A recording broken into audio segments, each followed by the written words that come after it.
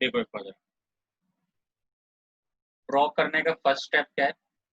सबसे पहले equal to लिखते हैं, ठीक है, और उस पर मिनिमम 2 पॉइंट फाइंड करेंगे ताकि ड्रॉ हो जाएगा।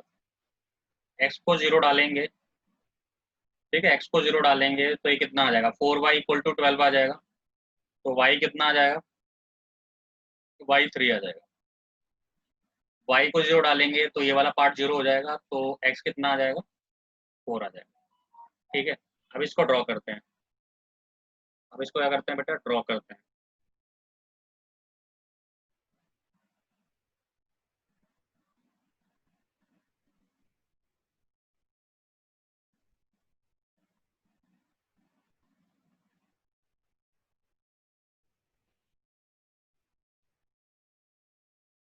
ठीक, चलो देखो बनाते हैं इसका graph।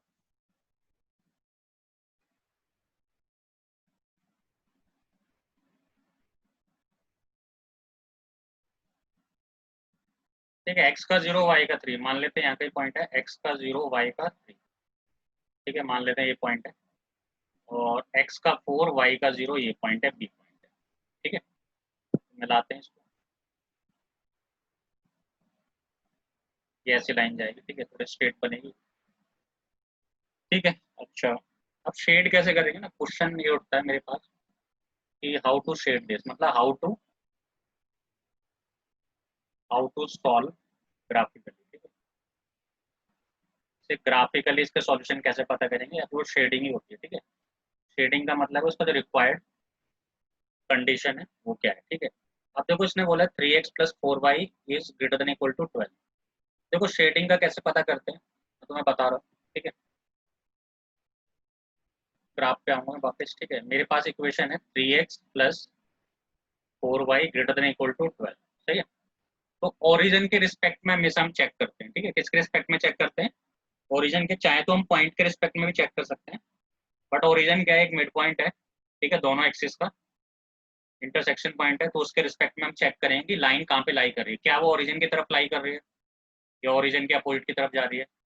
तो इसके बाद हमारा एक स्टेप होता है चेक 0 0। क्या है चेक 0 0 का मतलब, ओरिजिन के रिस्पेक्ट में लाइन की पोजीशन निकालनी है। ठीक है, तो मैं एक्स को 0 डाला और वाई को भी 0 डाला। ठीक है,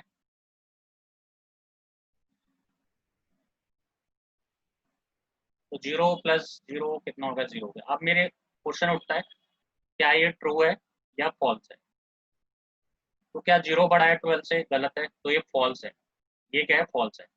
याद रखें, अगर ये फॉल्स है तो जो शेडिंग होगी वो क्या होगी, अपोजिट टू ओरिजिन होगी। और अगर ये ट्रू होता तो टूवर्ड्स द ओरिजिन होगी। ठीक है, ये याद रखें चीज़। अगर ये ट्रू होता तो कहाँ पे शेडिंग होती है, टूवर्ड्स द ओरिजिन।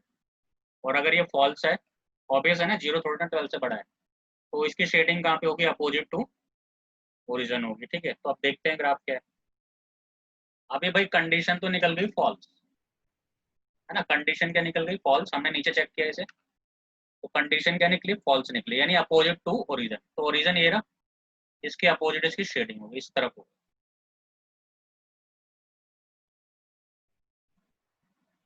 सही है, तो अगर मैं इसको शेड करना चाहूँ, मान लो मैं व्हाइट कलर से शेड कर देता हूँ, तो ये इसका सॉल्यूशन आ जाए।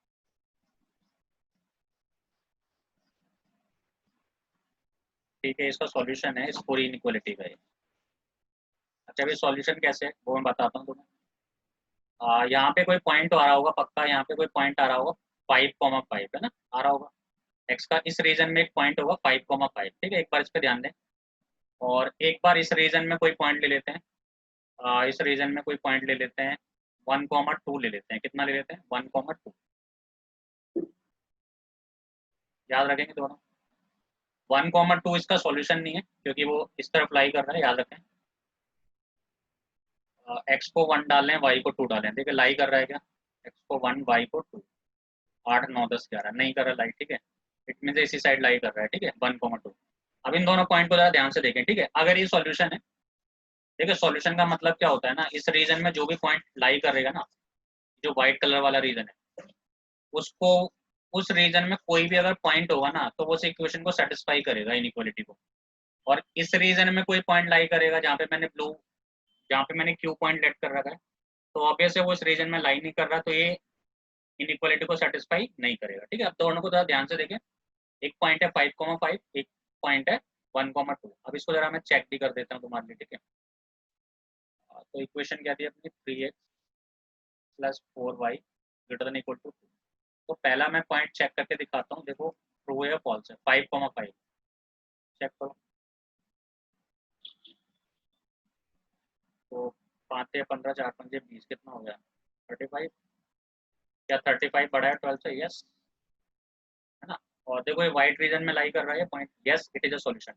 इस रीजन में कोई भी पॉइंट उठा लोगे, इस रीजन में बेटा कोई भी पॉइंट उठाओगे तो वो सॉल्यूशन होगा इक्वेशन का। ठीक है, अब एक पॉइंट 1,2 लेके चेक करते हैं।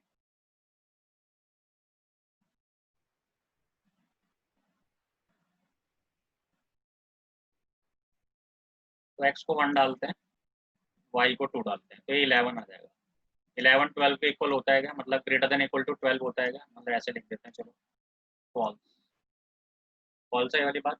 इसका मतलब ये उसके उस रीजन में लाई नहीं कर रहा जहाँ उसका सॉल्यूशन है। ठीक है, तो ये मैंने तुम्हें प्रूफ भी कर दिया कि सॉल्यूशन का मतलब क्या है और कौन सॉल्यूशन हो सकता है, कौन सॉल्यूशन नहीं हो सकता। तो ये तो एक लाइन की बात थी। ठीक है, एक बार रिप्लाई करेंगे सारे, क्या यहाँ तक समझ आ गया क्या सबको? ठीक है, रिप्लाई करें एक बार जल्दी से, आगे बढ़ें।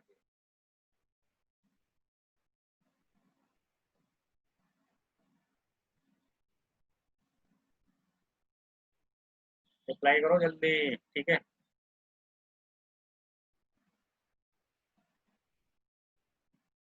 ठीक है,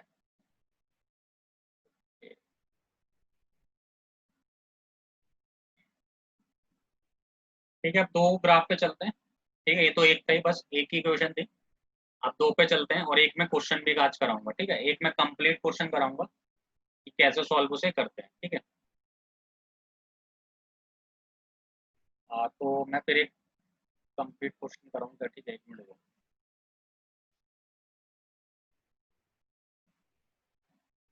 नहीं, एक क्वेश्चन ले लेते हैं, ठीक है, दो वाला भी, ताकि तुम्हारी प्रैक्टिस हो जाए। तो मैं इनक्वालिटी नहीं करी है तुमने अभी तक। ठीक है, देखो एक क्वेश्चन है मेरे पास, एक ये है,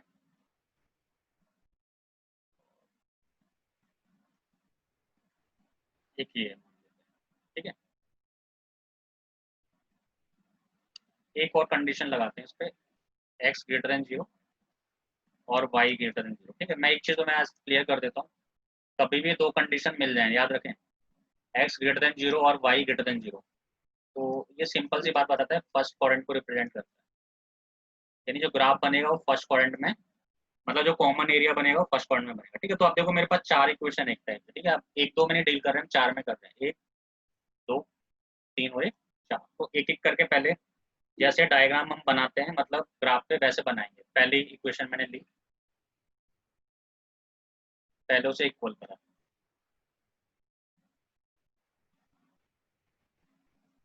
x0 y3 y0 x4। ठीक है, पहली इक्वेशन।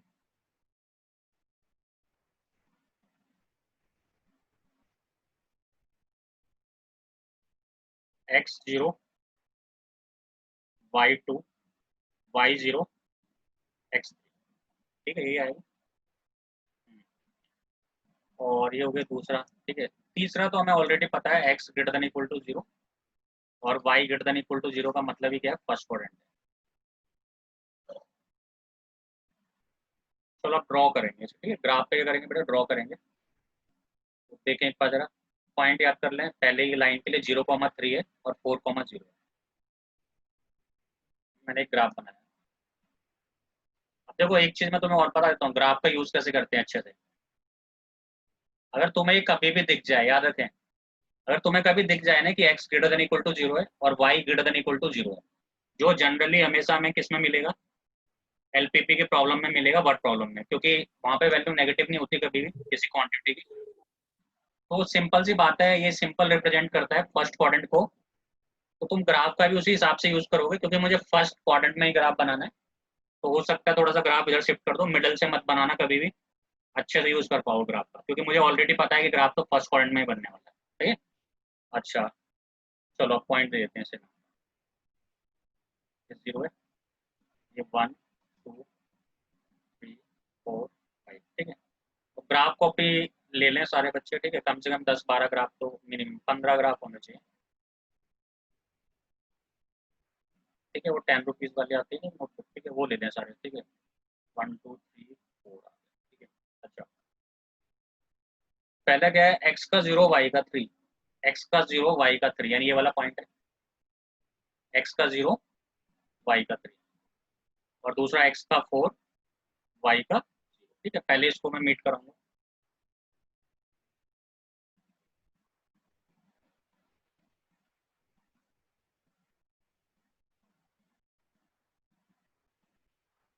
ये लाइन, ठीक है।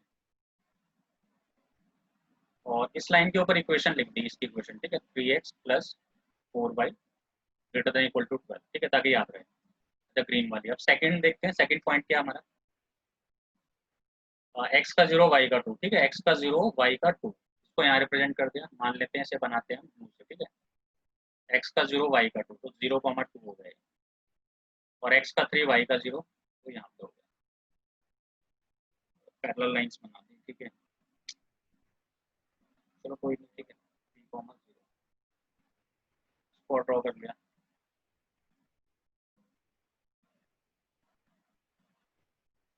ये हो गया। दूसरी लाइन के क्वेश्चन लिखते हैं आप, कितना है दूसरी लाइन के क्वेश्चन, कितने हैं बेटा, एक मिनट, 2x प्लस 3y, ठीक है।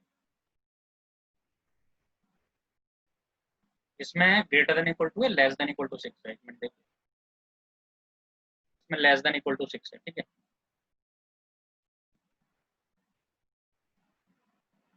सही है, तो दो इक्वेशन बन चुके हैं, एक ये रही, एक ये, ठीक है।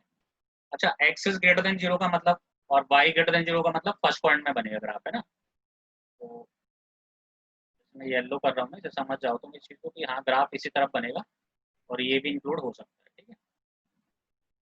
यानी फर्स्ट पॉइंट में ग्राफ बनेगा, इतना आप याद रखें, ठीक है। अच्छा, अब चेक 0 0 करके इसकी शेडिंग करते हैं, ठीक है, ध्यान से देखें, इस ग्राफ को देख लें पहले ध्यान से बेटा, एक मिनट हो गया, छोटा कर देते हैं, और छोटा कर, चलो देखो,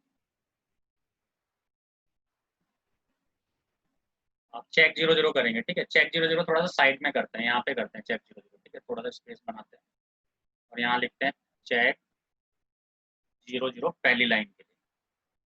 तो ये तो तुम्हें पता ही है, तो फॉल्स आ रही थी कंडीशन, क्या 0 बड़ा है 12 से, फॉल्स। यानी इसकी शेडिंग क्या होगी, अपोजिट टू ओरिजिन होगी, जो अपनी जो ग्रीन वाली लाइन है उसकी शेडिंग कहाँ पे होगी, अपोजिट होगी ओरिजिन से, यानी कि इस तरफ होगी इसकी शेडिंग, सही है। थोड़ा टिक कर दें बस, बाद में करेंगे शेड। अच्छा, अब दूसरे के लिए आते हैं, चेक 0 0 करने हैं, दूसरी लाइन के लिए चेक 0 0, ठीक है।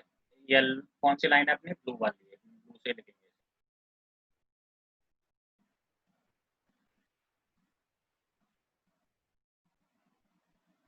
तो 0 + 0 क्या लेस देन इक्वल टू 6 है, इसके लिए चेक कर रहा हूँ मैं।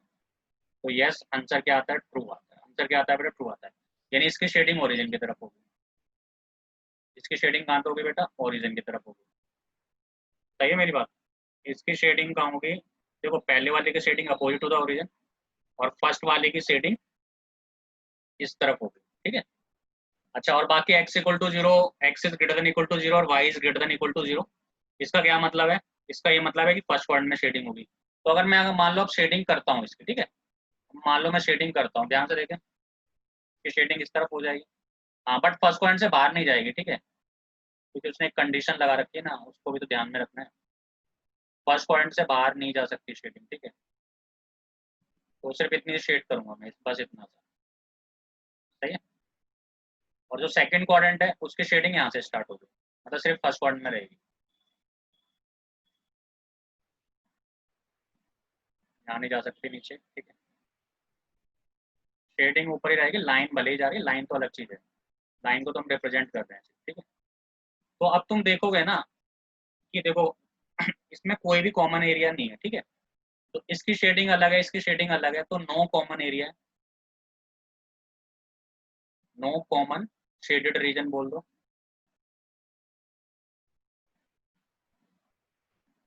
ठीक है। अगर देखो उसका कोई भी कॉमन शेडेड रीजन है ही नहीं, मतलब जो ब्लू वाले में आ रहा है वो ग्रीन वाले में नहीं आ रहा, जो ग्रीन वाले में आ रहा है वो ब्लू वाले में नहीं आ रहा, ठीक है। जब इनका कॉमन शेडेड रीजन ही नहीं है तो इसका मतलब क्या है, एक भी सॉल्यूशन नहीं है दोनों का, नो सॉल्यूशन। नो सॉल्यूशन का यहाँ मतलब है कोई भी इसका कॉमन सॉल्यूशन नहीं है। अगर चारों इक्वेशन एक साथ दे रखी है तो इसका सीधा सा मतलब क्या है कि कॉमन सॉल्यूशन। क्या मतलब है इसका, कॉमन सॉल्यूशन। तो यहाँ से ग्राफ से मैं देख पा रहा हूँ फर्स्ट और सेकंड में कोई भी कॉमन चीज नहीं है, तो नो सॉल्यूशन आएगा। क्या आएगा बेटा, नो सॉल्यूशन। अगर मैं थोड़ा सा ऑब्जर्व करता ना, अगर पहले मैं ध्यान नहीं दिया इस चीज को कि दोनों लाइंस कैसी हैं, पैरेलल है क्या दोनों लाइंस, नहीं पैरेलल तो नहीं है, ठीक है। 3/4, 3/2, 4/3, ड्रॉ सही किया है हमने, एक्स को 0 वाई को 2, एक मिनट, और एक्स का 3 वाई का नहीं, ठीक है हाँ, दोनों लाइंस क्या आ जाएंगी, पैरेलल्स तो नहीं होंगी, ठीक है। इस हिसाब से तो कंडीशन सेटिस्फाई नहीं कर रही, एक मिनट को, 3/4, 3/2,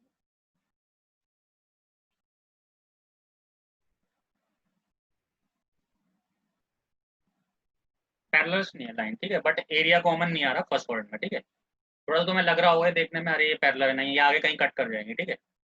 थोड़ा सा, क्योंकि ग्राफ तो मेरे से टेढ़ा ही बनना है ना, ये क्या होगा ना, ये ग्राफ कुछ ऐसे जाएगा, ऐसे करते हुए, और ये लाइन थोड़ी सी ऊपर से जाएगी और ये कहीं ना कहीं कट जरूर करेगी, क्योंकि लाइंस पैरेलल नहीं है, ठीक है। यहाँ से लग रहा है ग्राफ में, वो सिर्फ फर्स्ट क्वाड्रेंट के लिए लग रहा है तुम्हें, ठीक है, बट सॉल्यूशन नहीं आएगा इसका, फर्स्ट क्वाड्रेंट में इसका कोई भी सॉल्यूशन नहीं आएगा। हाँ बट आगे कहीं कट करेंगे, क्योंकि लाइंस पैरेलल नहीं है, ठीक है।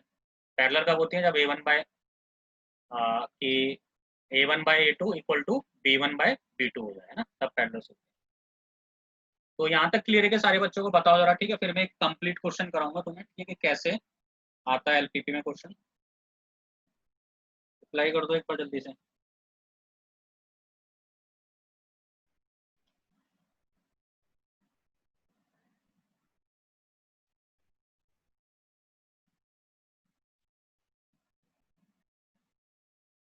ठीक है, अब एक कंप्लीट क्वेश्चन करेंगे। देखो मैं तुम्हें बता रहा हूँ पहली चीज, ठीक है। जो एलपीपी में दो टाइप से क्वेश्चन आएगा, अब ध्यान से देखें ध्यान। एक तो आएगी वर्ड प्रॉब्लम, आ सकती है, और एक में क्या होगा,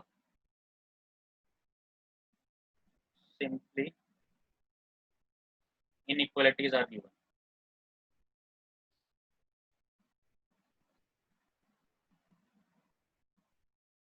तो अगर कोई मुझसे पूछे इजी कौन सा है, तो इजी है ये।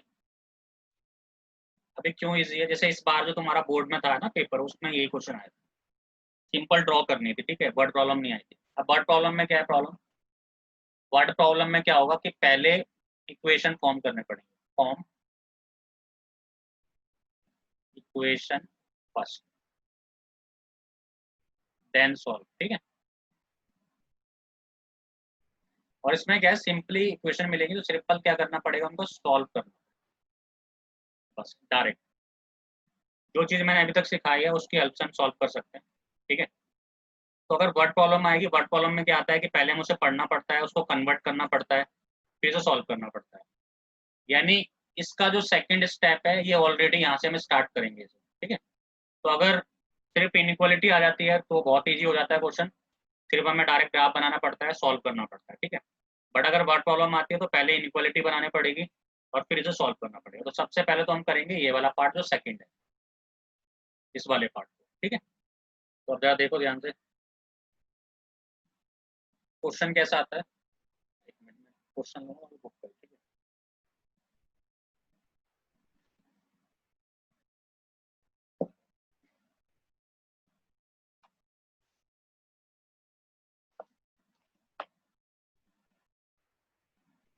देखो क्वेश्चन ऐसा आता है, एक जेड दिया होता है, जेड को ऑब्जेक्टिव फंक्शन बोलते हैं, बाद में डिस्कस करेंगे इसके बारे में, ठीक है। अभी तो सिर्फ ज्यादा प्रॉब्लम नहीं, इसको मैक्सिमाइज करना है। ये मैक्सिमाइज मिनिमाइज क्या है, अभी ज्यादा ध्यान नहीं देंगे। जैसे एक ये मिला जेड, इसे बोलते हैं ऑब्जेक्टिव फंक्शन, और बाकी इनइक्वालिटी दे रखे हैं। इनइक्वालिटी क्या क्या है जरा ध्यान से देखें, एक मिनट।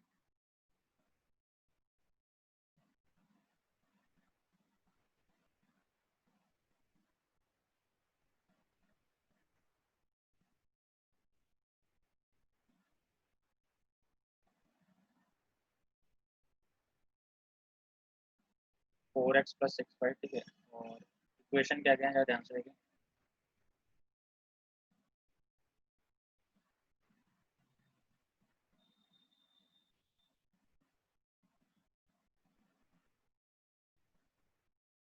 तो मैक्सिमाइज करना है, ठीक है, मतलब जेड की मैक्सिमम वैल्यू निकालनी है। अभी के लिए बस आप ध्यान दें कि हाँ मेरे पास इक्वेशन है कुछ, इन तीनों पे हमको देखना है बस।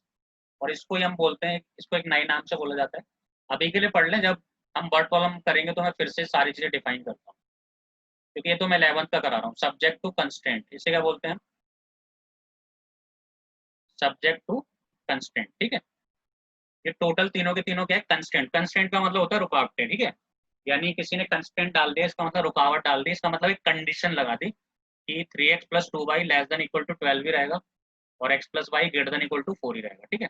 और कभी कभी इन दोनों को इंडिविजुअली, जो नीचे वाली चीज है ना, इन दोनों को, वैसे तो तीनों को सब्जेक्ट टू कंस्टेंट ही बोलते हैं। कभी कभी इन चीजों को, इन दोनों को क्या बोलते हैं?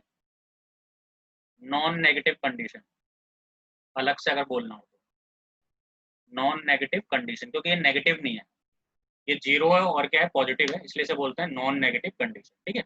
अब क्वेश्चन स्टार्ट करते हैं। देखो ये कंप्लीट क्वेश्चन है जो पेपर में आता है, याद रखेंगे सारे, ध्यान से समझेंगे कि स्टेप, ठीक है। और कंप्लीट भी नहीं होगा तो भी हम इसे नेक्स्ट क्लास में कंप्लीट करेंगे, बट जैसा जैसा स्टेप में बताऊंगा वैसा वैसा करना है, और इसे ध्यान से बिल्कुल समझ जाए, बैठे आराम से, ठीक है। इसे देखें ध्यान से, ठीक है। तो सबसे पहले स्टेप जेड को भूल जाएंगे, जेड से हमें अभी कोई मतलब नहीं है, पहले ही क्वेश्चन पे आएंगे, ठीक है। तो पहला स्टेप, अगर आप स्टेप में लिखना चाहे तो स्टेप में लिख लें, ठीक है। पहला स्टेप है, इसको ड्रॉ करेंगे। इसको 12 लिख लिया, इसको 4 लिख लिया। इनको ड्रॉ करने की कोई जरूरत नहीं है, फर्स्ट पॉइंट में बनेंगे, सबको पता है, ठीक है। अच्छा, एक्स और वाई दो पॉइंट निकाले मिनिमम, ठीक है।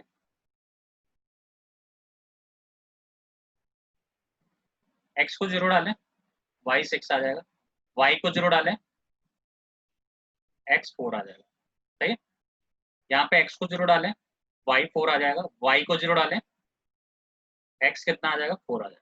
तो दो दो पॉइंट आ गए, सही है। देखो ये पॉइंट निकालना बहुत ईजी है, एक्स को जीरो डालो, वाई निकालो, वाई को जीरो डालो, एक्स निकालो। ज़्यादा 1 2 करने की जरूरत नहीं है, ठीक है।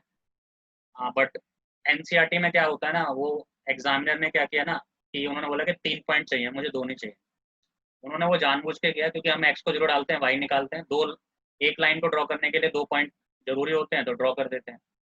तो उन्होंने कहा कि मार्क्स मतलब जब भी मिलेगा जब आप 1 पॉइंट और निकालेंगे, सही है। तो क्या दिक्कत है? मुझे तो 2 पॉइंट से मतलब है। तीसरा अगर तुम निकालना चाहो तो एक्स को 1 डाल देना, वाई निकाल लेना, जो भी आए, उससे मेरे को ज़्यादा प्रॉब्लम है ही नहीं, ठीक है। चलो अब हम इसे करेंगे बेटा ड्रॉ, और बाकी वो दोनों दोनों भी लिख देंगे, वो जो इक्वेशन है, एक्स ग्रेटर देन 0 और y greater than equal to, ठीक है। ये पहला स्टेप हो गया। सेकेंड स्टेप में ग्राफ बनाएंगे, ड्रॉ दी ग्राफ, ठीक है। ये सिर्फ समझाने के लिए स्टेप है बेटा, ठीक है। यहाँ लिखने की जरूरत नहीं है वहाँ पे पेपर में जाके से, ठीक है। ये समझाने के लिए कि पहले ऐसा इक्वल टू लेट करते हैं, फिर ग्राफ को ड्रॉ करते हैं, ठीक है। चलो ड्रॉ करते हैं ग्राफ। मुझे पता है फर्स्ट पॉइंट में बनेगा, तो मैं ग्राफ का अच्छे से यूज करूंगा, मैं यहाँ से बनाऊंगा उस ग्राफ। ये एक्स और ये क्या? वाई। और देखते हैं मैक्सिमम कहाँ तक जा रहा है। मैक्सिमम जा रहा है वाई का 4 और एक्स का, सॉरी वाई का 6, एक्स का 4 जा रहा है, ठीक है। इसको भी याद रखें, स्केल को भी, ठीक है।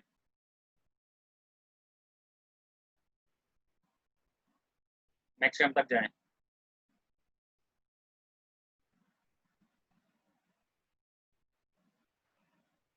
ठीक है। पहला पॉइंट आप देखें, एक्स का 0 वाई का 6, यानी यहाँ पे आएगा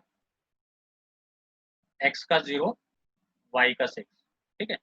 दूसरा पॉइंट क्या है? एक्स का 4 वाई का 0, एक्स का 4 वाई का 0, ये फर्स्ट लाइन है। इसको अच्छे से मिलाएं, सही है। ये फर्स्ट लाइन हो गई। और एक चीज और रखें, इस लाइन के इक्वेशन ना, यहाँ पे इक्वेशन ऑफ लाइन भी लिखते हैं आप, ठीक है। वो भी इनइक्वालिटी के फॉर्म में लिखें, ठीक है। 3x plus 2y less than equal to 12, ठीक है।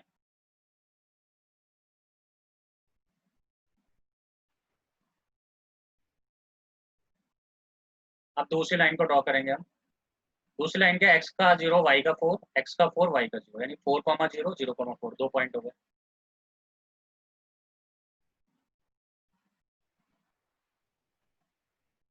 एक तो ये रहा, और एक इसी पे आ जाएगा, ठीक है, 4,0। तो ये लाइन कैसे बनेगी?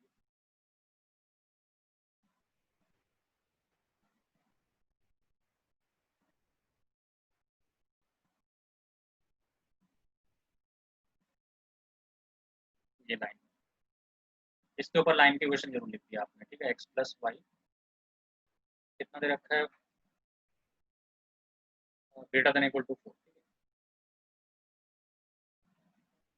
तो यहाँ आपने ड्रॉ कर लिया, बाकी एक्स इज ग्रेटर देन 0 और y is greater than equal to 0, वो तो फर्स्ट पार्ट में शो करेगा, ठीक है, इतना आपने लिख लिया। सही बात है इतना, ठीक है। ये स्टेप नंबर 2 हो गया, ठीक है। अगर 3 इक्वेशन होंगी तो 3 ग्राफ बनाना पड़ेंगे आपको, अगर 2 इक्वेशन है 2 ग्राफ बनाना पड़ेंगे, ठीक है, वो डिपेंड करता है क्वेश्चन पे। नेक्स्ट आते हैं, अब इसके बाद हम करेंगे चेक 0 0, स्टेप नंबर 3, चेक 0 0। तो पहली इक्वेशन क्या थी हमारी, 3x प्लस, एक मिनट, ये लाइन, ठीक है, 3x plus 2y less than equal to 12, ठीक है, ठीक है, 3x चेक 0 0 करेंगे तो ये 0 हो जाएगा, ये भी 0 हो जाएगा। तो क्या 0 बड़ा है 12 से, सॉरी 0 छोटा है 12 से, यस यस। तो शेडिंग का आएगी towards the origin, towards the origin यानी ग्रीन कलर, जो ग्रीन कलर वाली लाइन है उसकी शेडिंग कहाँ पे आएगी, ओरिजिन की तरफ। यानी बस ऐसे टिक करके छोड़ देना है, ठीक है, अभी पूरी शेडिंग नहीं करनी, टिक करके ऐसे छोड़ देना है कि हाँ इस तरफ शेडिंग फर्स्ट पॉइंट में होगी, ठीक है। अच्छा, अब सेकंड लाइन पे आएंगे, सेकंड पे चेक 0 0 करेंगे, check 0 0, x plus y greater than equal to 4। तो 0 प्लस 0 क्या 4 से बड़ा है, फॉल्स। तो अबे दी ओरिजिन, ओरिजिन से दूर करेंगे इसकी शेडिंग, ठीक है, क्योंकि कंडीशन क्या होगी, फॉल्स। अगर कंडीशन ट्रू हो जाती है तो yes towards the origin, condition अगर फॉल्स हो जाती है yes away from the origin, ठीक है। जैसे ऐसे बोल दो, तुम क्लास में आते हो, ठीक है, तो मे आई कम इन पूछते हो ना, मे आई कम इन सर या मे आई कम इन मैडम, अगर वो यस बोलते हैं इट मीन्स कंडीशन ट्रू होती है, तो yes you can go inside the class, otherwise you can't, ठीक है। तो अगर यस कंडीशन है तो यस यू कैन गो, मतलब you can shade the line towards the origin, otherwise away from the origin. तो ये जो अपना दूसरी वाली लाइन है ना, इसकी away from the origin shading, tick करके छोड़ना है, पहले शेडिंग नहीं करनी। बाकी एक्स इज ग्रेटर देन 0 और y is greater than 0 first point को दिखाता है, तो इसका मतलब है सिर्फ फर्स्ट पॉइंट में शेडिंग होगी जितनी, सही। अब देखो शेडिंग कैसे करते हैं, अब देखो दो लाइन है, यहाँ पे कॉमन एरिया बनेगा, ठीक है, कैसे बनेगा जरा ध्यान से देखें, पहले ग्रीन को देखें ध्यान से, ग्रीन वाली शेडिंग ये होगी इस तरफ ऐसे करके, है ना, आगे भी जाएगी ऑब्वियस है, यहाँ भी जाएगी, बट ये कॉमन एरिया नहीं है। जो येलो वाली लाइन है उसका एरिया ये होगा, हाँ येलो वाले का ये होगा ऊपर की तरफ, ऊपर की तरफ, है ना, यहाँ भी जाएगा येलो वाला, बट इससे मुझे कोई मतलब नहीं है, मुझे कॉमन एरिया ढूंढना है। तो कॉमन एरिया मेरा क्या है, मैं बोलूंगा कॉमन एरिया को, ये जो बीच में एरिया पड़ रहा है, ठीक है, इसको मैं किससे शो करूँ, इससे शो कर दूंगा, इसको हम शो करते हैं नए कलर से, पिंक से करते हैं क्या, या फिर रेड, ब्लू से करते हैं, ठीक है, ये मेरा कॉमन एरिया।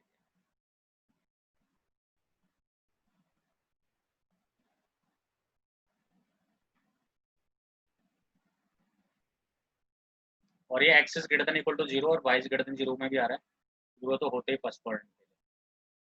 तो ये मेरा कॉमन एरिया, ये मेरा सॉल्यूशन है इन दोनों इक्वेशन के लिए, दोनों के लिए नहीं चारों के लिए, ठीक है, जो चारों इक्वेशन, यहाँ तक कोई प्रॉब्लम नहीं होनी चाहिए किसी को, ठीक है। अब एक काम और करेंगे, ठीक है। अच्छा यहाँ तक देखो पहला स्टेप अपना क्या था बेटा, कि ड्रॉ कर लिया लाइन को, दूसरा स्टेप था ग्राफ पे ड्रॉ कर दिया, फिर चेक 0 0 कर दिया, ठीक है। अब हम करेंगे सॉल्व, ठीक है।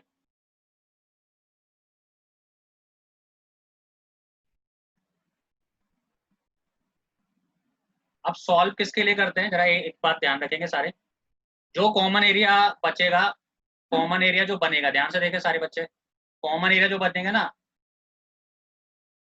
वो एक ट्राइंगल बनना है, कुछ भी बने उससे कोई फर्क नहीं पड़ता, उसके जो कॉर्नर पॉइंट है ना उसको मार्क कर देंगे, उसको हम नाम दे देंगे, इसका कॉर्नर पॉइंट ये है 6 0 वाला, तो इसको मैंने ए बोल दिया, क्या बोल दिया इसको, ए। ये कितना हो गया 0,6, इसको मैंने बी बोल दिया, दूसरे कलर से लिखना पड़ेगा,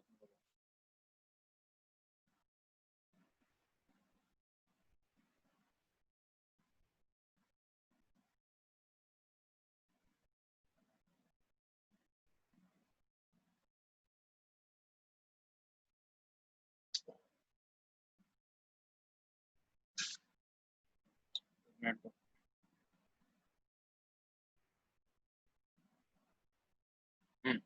इसके बाद हमें देने इसके कॉर्नर पॉइंटों का नाम।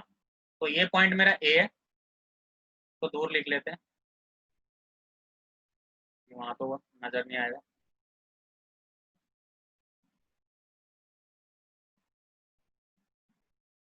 तो ये पॉइंट मेरा क्या है, ए 0,6। ये पॉइंट क्या है मेरा, बी 0,4। और ये पॉइंट क्या है मेरा, सी 4,0। और भी कोई अगर मान लो और इक्वेशन होती है तो उसमें 4 पॉइंट बन जाते तो 4 बना देते हैं। ठीक है, तो ये कॉर्नर पॉइंट, इनको क्या बोलते हैं बेटा, हम कॉर्नर पॉइंट बोलते हैं। और पता है इंटरेस्टिंग चीज क्या है ना, यहाँ पे कॉर्नर पॉइंट दिख रहे हैं मुझे, बट कभी कभी ऐसा होता है कि कॉर्नर पॉइंट पता नहीं होता। क्या एग्जाम्पल के लिए, जैसे ये दो लाइन है, इस पे हम कल करेंगे क्वेश्चन। जैसे एक लाइन ऐसे आती है, एक लाइन इसे ऐसे कट कर जाती है, तो ये पॉइंट मेरे को नजर नहीं आएगा डायरेक्ट, तो इसको लिए मैं सॉल्व करूंगा। बट यहाँ पे क्या हुआ कि कॉर्नर पॉइंट मुझे दिख गए सारे। ठीक है, तो नेक्स्ट स्टेप है सॉल्व द इक्वेशन। बट यहाँ पे कोई रिक्वायरमेंट नहीं है सॉल्व करने के लिए, क्योंकि ऑलरेडी सॉल्व है सारी इक्वेशन। ठीक है, तो मैं डायरेक्ट लिखूंगा यहाँ पे क्या, कॉर्नर पॉइंट, कॉर्नर्स पॉइंट। तो कॉर्नर पॉइंट्स क्या है, ए 0,6, बी 0,4, सी 4,0। यहाँ तक कोई प्रॉब्लम नहीं आनी चाहिए किसी को। ठीक है, कॉर्नर पॉइंट तक हो गया अपना काम। देखो अब दो चीजें हो सकती थी, अगर लाइन ऐसे इंटरसेक्ट कर जाती तो तुम्हें निकालना पड़ता ये वाला पॉइंट। अगर ये शेडिंग के रीजन में आ रहा है, मान लो अगर ये ऐसा कोई शेडिंग के रीजन में आता है, तो ये तुम्हें पता होता, चलो ठीक है, ये एक्स एक्सिस पे ये भी पता होता, बट ये नहीं पता होता, इसको तुम्हें सॉल्व करना पड़ता। दोनों इक्वेशन को इंटरसेक्शन पॉइंट, इस वाली लाइन का इंटरसेक्शन पॉइंट और इसका। सही है, तो वही मैंने बताया। सही बात है। अच्छा, इसको इसका क्वेश्चन हम कल करेंगे तो और समझ आएगा अच्छे से। ठीक है, अच्छा कॉर्नर पॉइंट आ गए, आप क्या करेंगे सर, ठीक है, तो देखो सर, ये अपना खत्म नहीं होने वाला क्वेश्चन। अब एक ब्रैकेट बनाएंगे, एक बॉक्स बनाएंगे,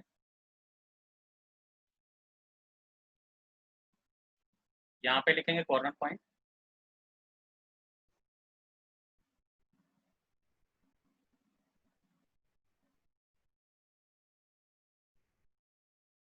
ए 0,6, बी 0,4, सी 4,2, और यहाँ लिखेंगे जेड, जो ऑब्जेक्टिव था हमारा। ठीक है, उसको ही हमें मिनिमाइज करना था, जो भी है जेड है, तो जेड एक बार देख लिया 4x + 6y।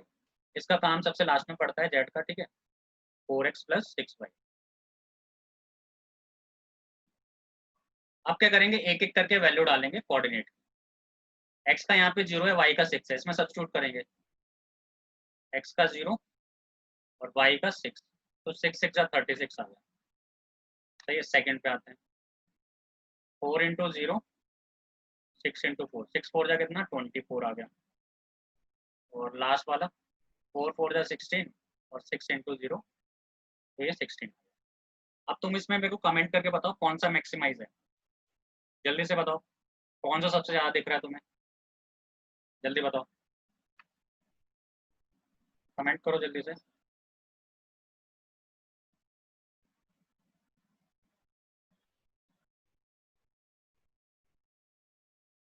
कमेंट करो जल्दी से, समझ नहीं आ रहा क्या। हाँ हैंस, ठीक है 36 सबसे ज्यादा है। तो कमेंट भी नहीं कर पाते क्या, है पढ़ते हो या फिर रख जाते हो कहीं फोन।